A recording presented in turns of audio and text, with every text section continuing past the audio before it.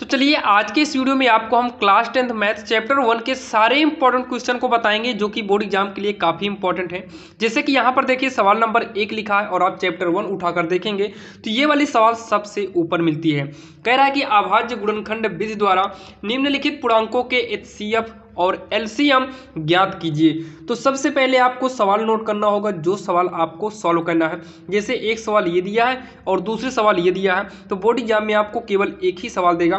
तो यहाँ पर देखिए कैसे करना है। सबसे पहले आपको लिखना पड़ेगा एक बार सवाल 12, 15 और 21। कहा है कि अभाज्य गुणनखंड विधि द्वारा एचसीएफ और एलसीएम निकालना है। तो 12 लिखेंगे, इसका हम खंड करेंगे तो 2 दूनी 4 तिहाई 12 होगा। फिर 15 को नोट करेंगे, 15 का खंड करेंगे तो 3 पचे 15 होगा, 3 गुणे 5 हो जाएगा। 21 को लेंगे तो 3 गुणे 7 हो जाएगा, 3 सत्ते 21। अब यहाँ पर हमें क्या लेना है, एचसीएफ निकालना है और साथ में ही एलसीएम भी निकालना है। तो एचसीएफ का मतलब मासा होता है और मासा का मतलब जो तीनों में मिलेगा केवल वही लिखना है। जैसे 3 इसमें भी है, इसमें भी है, इसमें भी है, तो 3 को लिख लेना है। ये हमारा एचसीएफ हो गया। एलसीएम का मतलब है जैसे 3 मिला है तो 3 को लिखिए और जो नहीं मिला है उसको भी लिख लो। जैसे ये दोनों 2 नहीं मिला है तो दोनों 2 को नोट कर लिए। इनटू में 7 नहीं मिला, 5 भी नहीं मिला है, 5 लिखेंगे। 7 नहीं मिला, 7 को भी लिख लेंगे। अब उसके बाद गुणा करेंगे, 3 दूनी 6 दूनी 12 पंचे 60 सत्ते 420 होगा। उसके बाद ये बोला है निम्नलिखित, देखिए निम्नलिखित पूर्णांकों के सीएफ और एलसीएम ज्ञात करना था, जो कि हमने एचसीएफ और एलसीएम ज्ञात कर दिए और यही इसका फाइनल आंसर होगा। अब आप इसको करके कमेंट बॉक्स में बताइएगा इसका एचसीएफ और एलसीएम कितना आया है। अब यहाँ पर अगर हम बात करें दूसरी नंबर की, तो दिया है यदि एचसीएफ 306 657 बराबर का 9 दिया है। उसके बाद कह रहा है कि एलसीएम ज्ञात करना है इतने का। तो सबसे पहले देखिए जो भी दिया है आपको बोर्ड एग्जाम में सबसे पहले प्रश्नोत्तर नंबर डालने के बाद जो दिया है उसको आप अच्छे से नोट करिएगा। जैसे यहाँ पर दिया है एचसीएफ कितना 306 657 बराबर का 9 दिया है। अब हमसे पूछा है एलसीएम 306 657। इसका फार्मूला होता है दो संख्याओं का गुणनफल। क्या होता है, दो संख्याओं का गुणनफल बटे में होता है एचसीएफ। ब्रैकेट में लिख लेना है 306 जो यहाँ पर है और 657 और ये हो जाएगा दो संख्याओं का गुणनफल। तो 306 गुणे 657, क्योंकि यहाँ पर देखिए 306 657 यहाँ पर भी, 306 657 यहाँ पर भी। इसका मतलब इन्हीं दोनों संख्याओं का बार बार प्रयोग हो रहा है, तो यही दो संख्या होगा जिसका हमें गुणनफल करना है। बटे में एचसीएफ कितना है, 9 है। तो 9 से गुणा करेंगे, 9 का नाम 9 होगा, वो भाग देंगे तो 9 का नाम 9, ये हो जाएगा 9 दूनी 18 9 त्रिक 27 होगा। 27 बचा कितना 3, 9 चौक 36 हो जाएगा। तो 34 गुणे 657 होगा। अब इसका हम गुणा कर देंगे और इसका जो गुणा आने वाला है वो आएगा 22,338। बाकी आप एक बार इसका गुणा कर लीजिएगा और यही इसका फाइनल आंसर होगा, जो कि बोर्ड एग्जाम के लिए काफ़ी इंपॉर्टेंट सवाल है। और इसको आप पढ़ के जाइएगा क्योंकि ऐसी सवाल बोर्ड एग्जाम में इस बार आएगी, क्योंकि आपको पता है जब सिलेबस कट ही गया, ज़्यादा कुछ बचा नहीं है, तो आप इसको पढ़ के जाना क्योंकि यही सब सवालें आने की संभावनाएं ज़्यादा है। सेम इसी प्रकार से एक सवाल यहाँ पर देखिए, जो कि ये सवाल नंबर बात करें तो ये तीसरी है। यहाँ पर देखिए दिया है एचसीएफ 225 कामा 60, 225 गुणे 5 माइनस 10 यक्स। तो हमें यक्स का मान निकालना है। तो सबसे पहले आपको 225 और 60 का एचसीएफ यानी कि मासा निकालना होगा। तो इसका मासा जब आप निकालेंगे तो ये 15 आएगा इक्वल में, इसका गुणा करा देंगे तो 5 25 होगा, 5 दूनी 10 2 12, 5 दूनी 10 से 11 मतलब 1125 होगा, माइनस का 10 यक्स है 15। इसको उठाकर इधर पक्षांतर करेंगे तो माइनस का 1125 इक्वल का यहाँ पर माइनस में 10 यक्स होगा। इसको जब घटाएंगे तो माइनस का 110 होगा, नहीं माइनस का 1110 होगा और ये माइनस का 10 यक्स होगा। तो माइनस से माइनस को काट दो और 10 का नाम 10, 10 से काटेंगे तो 111 आएगा। तो 111 बराबर का यक्स और यक्स बराबर 111 होगा और यही इसका फाइनल आंसर हो जाएगा, जो कि काफ़ी इंपॉर्टेंट है और बोर्ड एग्जाम में जब भी आएगा तो आप चुटकियों में इसे कर सकते हैं। यहाँ पर देखिए अगर हम बात करें सवाल नंबर 4 की, तो यहाँ पर देखिए ये जो है आपको OMR सीट पर आएगा, क्योंकि ये बहुत ही छोटी सवाल है। पूछा है यक्स और वाई का मान ज्ञात कीजिए। तो यक्स का मान अगर निकालना है तो यक्स से निकलने वाली दोनों शाखाओं का गुणा कर दो। तो यक्स से निकलने वाली दोनों शाखा 3 और 7, 3 सत्ते 21 हो गया यक्स का मान। अगर वाई का मान निकालना है तो वाई से निकलने वाली दो शाखा, एक 4 है और दूसरा यक्स है, तो यक्स का मान कितना है 21 है, तो 21 चौक 84 हो जाएगा, जो कि यक्स और वाई का मान निकल कर आ गया। तो चलिए हम देर न करते हुए देखते हैं सवाल नंबर अगली, जो कि बोर्ड एग्जाम के लिए काफी इंपॉर्टेंट है। अब यहाँ पर देखिए ये वाली सवाल काफ़ी इंपॉर्टेंट है, और अगर आप इसको देखिए तो ये जो सवाल है सन 2023 के बोर्ड एग्जाम में पूछी भी गई है। तो यहाँ पर देखिए क्या कह रहा है कि जांच कीजिए कि क्या किसी प्राकृतिक संख्या n के लिए संख्या 6 की पावर n अंक 0 पर समाप्त हो सकता है। तो इसमें कैसे करना है, सबसे पहले यहाँ पर हम लिखेंगे प्राकृतिक संख्या, क्योंकि इसमें दिया है ना प्राकृतिक संख्या n के लिए, तो प्राकृतिक या प्राकृत संख्या n इक्वल 1 2 3 4 5 ऐसे बढ़ता जाएगा, 6 7 8 कुछ भी हो सकता है। अब यहाँ पर हमें संख्या दिया है, तो कौन सी संख्या दिया है, 6 की पावर n दिया है, तो संख्या 6 की पावर n।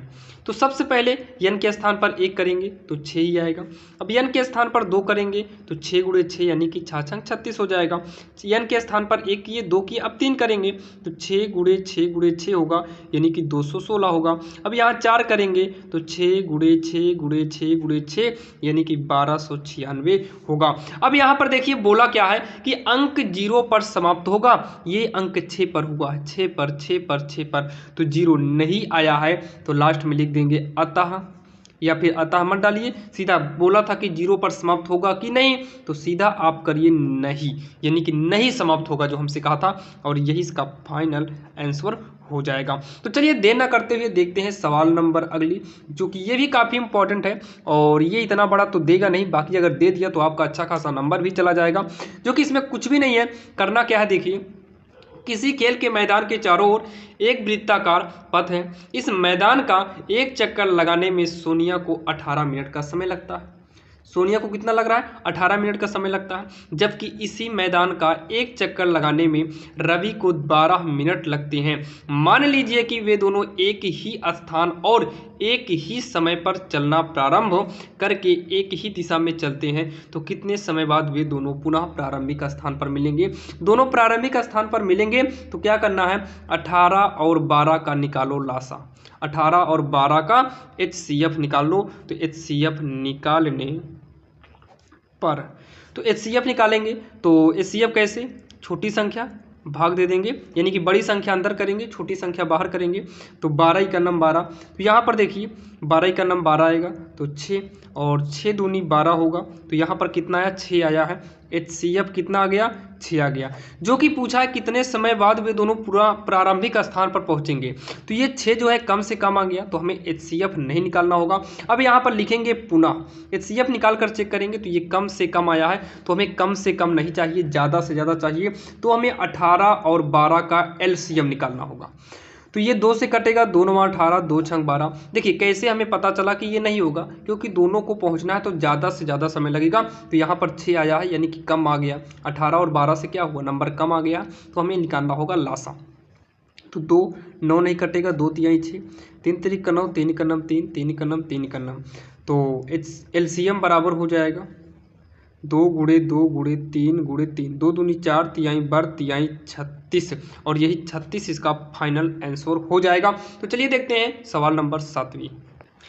अब अगर हम बात करें 7वीं नंबर की, तो इस मॉडल की सवाल, देखिए यही सवाल नहीं थी, लेकिन इस मॉडल की सवाल सन 2022 और 23 दोनों के बोर्ड एग्जाम में पूछी गई है। तो ये काफ़ी इंपॉर्टेंट है, क्योंकि हर बार आता है, बस थोड़ा सा चेंजिंग करके आता है। तो अभी हम आपको 2-3 सवाल बताएंगे, आप समझ जाएंगे आखिर इसको कैसे सॉल्व करना है। तो सबसे पहले क्या करना है, जब भी ऐसे सवाल दे तो यहाँ पर आपको लिखना पड़ेगा माना, जो भी सवाल दिया हो, माना रूट 5 एक, ये बोला है कि अपरिमेय संख्या सिद्ध करो, तो यहाँ पर आपको मानना होगा माना रूट 5 एक परिमेय संख्या है, परिमेय संख्या है। देखिए रूट 5 अगर परिमेय है तो ये P/Q के रूप में लिखा जाएगा।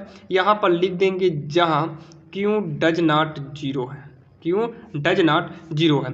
यहाँ पर देखिए आपको इसके बाद कोशिश करना है कि इधर रूट वाला अकेले हो, और इधर देखिए इधर केवल रूट की संख्या होनी चाहिए बस। अगर रूट के अलावा कोई है तो पक्षांतर करके इधर भेज दो, लेकिन यहाँ पर देखिए रूट की ही संख्या है, तो यहाँ पर जब रूट की संख्या है तो सीधा आपको एरो लगाना होगा और लिख देना अपरिमेय, और इधर एरो लगाना, लिख देना परिमेय, और लास्ट में लिख देना ये विरोधाभास है, क्या लिखेंगे, ये विरोधाभास होंगे। और बोर्ड एग्जाम में आपको ये भी लिखना होगा क्योंकि, अब मान लो विरोधाभास है तो क्यों है, तो क्योंकि √5 एक अपरिमेय तथा P/Q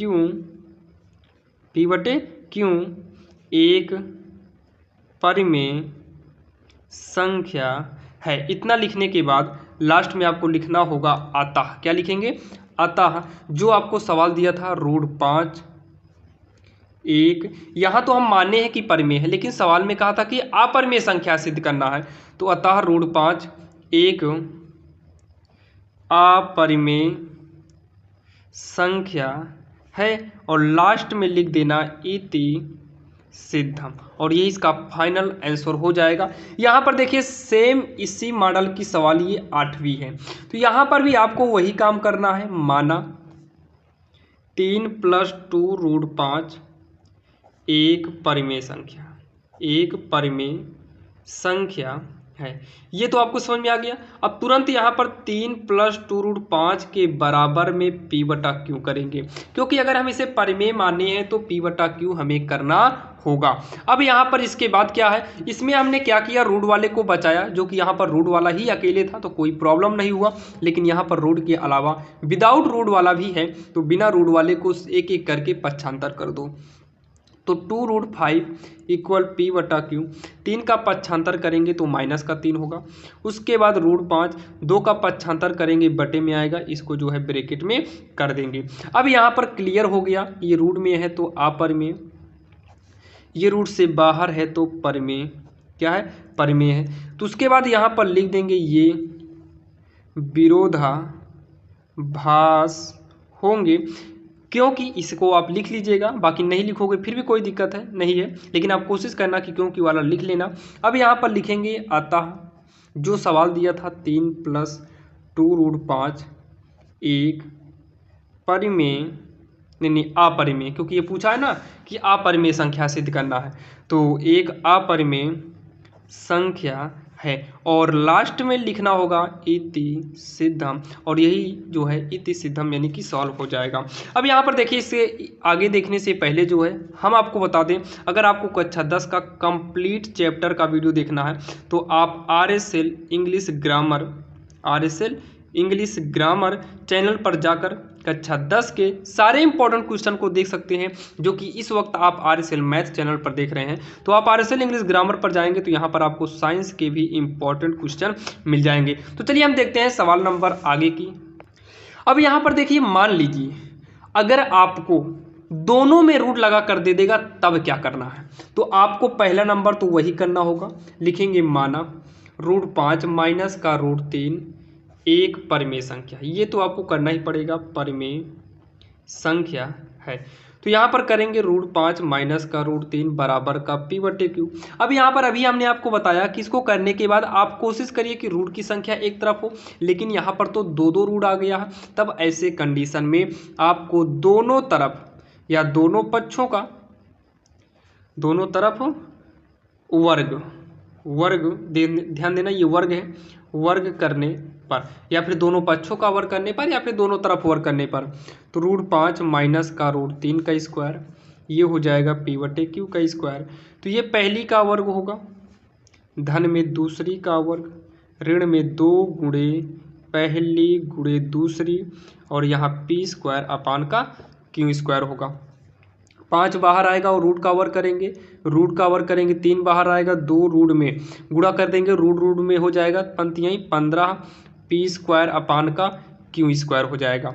इसको जोड़ेंगे 5 3 8 माइनस में 2 √15 इक्वल का P² हो जाएगा, माइनस का 2 √15 इक्वल P² -8 हो जाएगा। उसके बाद जो है रूट का 15 बराबर -2 को पक्षांतर करेंगे तो बटे में आएगा, ये सब एक ब्रैकेट में कर देंगे, यहाँ पर Q² है, माइनस का 8 हो जाएगा, रूट का 15 -1/2 P² माइनस का 8।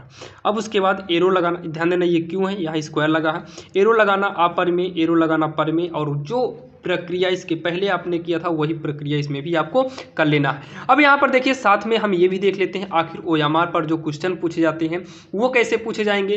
तो 726 और 275 का मासा पा यानी कि मासा क्या होगा ये आपको OMR सीट पर पूछेगा, जो कि काफ़ी इंपॉर्टेंट है OMR के लिए, क्योंकि 20 नंबर आपको OMR से ही मिलते हैं। अब यहाँ पर देखिए मासा पूछा, तो सबसे पहले हम सबसे बड़ा अंक लेंगे, भाग दे देंगे छोटे वाले अंक से। तो ये जाएगा लगभग 27 से अगर हम डिवाइड करेंगे तो लगभग ये जाएगा 27 दूनी 54, ये जाएगा देखिए 200 यहाँ पर कितना है 75 है, यहाँ पर 726 है। तो ये लगभग 27 दूनी 54, 27 की 81, 27 दूनी जाएगा तो 2 पंचे 10, 2 7 14, 1 15, 2 दूनी 4, घटाएंगे 6 12 यानी कि 7, यहाँ पर 6 276 बचेगा। अब यहाँ पर 200 कितना है 75 है, 275 में जब भाग देंगे, यहाँ पर देखिए थोड़ा गुणा मिस्टेक है क्या, 2 पंचे 10, 2 7 14, 1 15, 2 दूनी 4, 1 5 होगा। तो इस हिसाब से यहाँ पर जो है देखिए हासिल लिए थे 6, 6 में से 5 गेंद 1 बचेगा। तो ये जाएगा लगभग एक बार जाएगा तो 176 आएगा। तो उधार लेंगे 15, 9 बचेगा, उधार लेंगे 16, 16 में 7 गए 9 ही बचेगा, कैंसिल। तो 176, तो 99 का नाम 99 होगा। तो उधार लेंगे 16, 16 में से 9 यानी कि 7, 9 7 16, 77 बचेगा। और इसमें भाग देंगे तो एक ही बार में जाएगा तो 2 2 बचेगा, यहाँ पर 77 हो जाएगा। 22 इक्यावन नहीं 22 त्रिका करेंगे तो 66 11 बचेगा, और 11 से 22 में भाग देंगे 11 दूनी 22 आएगा, यानी कि इसका 11 जो है फाइनल आंसर होगा। ऑप्शन नंबर चौथा इसका करेक्ट होगा, जो कि आपको OMR सीट पे भरना है। यहाँ पर देखिए कह रहा है कि n स्क्वायर -1 8 से विभाजित होता है यदि n एक क्या है। देखिए n अगर जो है हम प्राकृतिक रखेंगे तो 1 का वर्ग, देखिए पूर्णांक रखेंगे 1 का वर्ग 1 में 1 गए 0, जो कि प्राकृतिक के लिए भी गलत हो जाएगा। और विषम संख्या मान लो हम 3 रखते हैं, 3 का वर्ग 3 त्रिका 9, 9 में से गेन 8 करेक्ट होगा। मान लो यहाँ पर 5 कर देंगे तो 5 का वर्ग 25, 25 में गेन 24, 24 जो है 8 से कट जाएगा, यानी कि ऑप्शन नंबर तीसरा इसका करेक्ट आंसर हो जाएगा। तो चलिए और हम देख लेते हैं जो OMR के क्वेश्चन हैं। अब यहाँ पर देखिए ये क्वेश्चन भी OMR से ही संबंधित है। कह रहा है 65 117 का HCF जो है 65 m - 117 के रूप में व्यक्त किया जा सकता है, तो m का मान निकालिए। तो 65 और 117 का अगर हम HCF निकालेंगे तो ये लगभग आएगा 65 दूनी यानी कि 65 ये 13 आएगा, 13 पचे 65, 3 9 ये 117 13 आएगा। 65 m - 117 13, इसको इधर लाएंगे तो प्लस का 177 बराबर का 65 m, 7 3 10, 1 1 2 हासिल 1 3 1 बराबर का 65 m, 65 का नम 65 दूनी 130, तो 2 बराबर m बराबर 2, यानी कि ऑप्शन नंबर दूसरा इसका करेक्ट आंसर हो जाएगा। अब यहाँ पर देखिए ये सवाल काफ़ी इंपॉर्टेंट है, वह बड़ी से बड़ी संख्या जिसमें 70 और 125 को विभाजित करने पर 70 और 125 को विभाजित करेंगे तो शेषफल क्रमशः 5 और 8, 5 इसमें घटा दो 8 इसमें घटा दो, तो ये 65 आएगा और ये 113 आएगा। अब उसके बाद जो है बड़ी से बड़ी संख्या के लिए आपको निकालना होगा मासा, तो HCF निकालेंगे तो इसका कितना आएगा 13 यहाँ देखिए ये आएगा 8, 113 ही आएगा। देखिए एक घटा लेते हैं एक बार, 125 में 8 को घटाएंगे, उधार लेंगे 15 तो 9 8 17 होगा, नहीं घटाएंगे तो ये आएगा 7 और 1 117 आएगा, जो कि अभी इसके पहले ही हमने यहाँ पर निकाला था। 65 117 का कितना आया था 13, तो 13 आएगा, ऑप्शन में है। तो हाँ ऑप्शन नंबर पहला इसका करेक्ट आंसर है। जो कि ये वीडियो आपको पसंद आया होगा और आपके समझ में भी आया होगा, तो आप जो है कंप्लीट वीडियो के लिए आप RSL इंग्लिश ग्रामर चैप्टर पर जा सकते हैं। वहाँ पर आपको कक्षा 10 का मैथ साइंस के भी क्वेश्चन आपको मिल जाएंगे और साथ में इंग्लिश के भी क्वेश्चन मिलेंगे और साथ ही इंग्लिश की ट्रिक भी मिल जाएगी। तो चलिए मिलते हैं किसी अन्य वीडियो में, तब तक के लिए जय हिंद।